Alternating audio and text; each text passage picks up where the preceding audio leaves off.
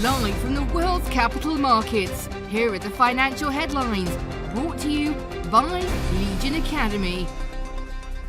Hello and welcome to Monday's Daily Financial Review. Here's what's making the headlines in the markets today. Oil prices recorded their sixth weekly gain, despite the OPEC Plus alliance of producers' decision to boost output. The OPEC Plus supergroup agreed to increase its July and August output to 648,000 barrels per day, boosting supply by about 50%. Global equity markets fell as US Treasury yields reached two-week highs after data showed the American economy generated a greater than expected number of jobs in May, signaling the Federal Reserve will likely continue raising interest rates in its effort to curb inflation.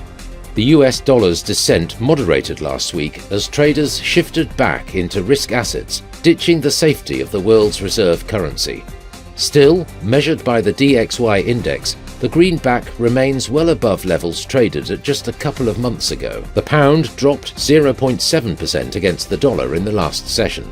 The ultimate oscillator's negative signal is in line with the overall technical analysis. The last session saw the Bitcoin gain 0.4% against the dollar.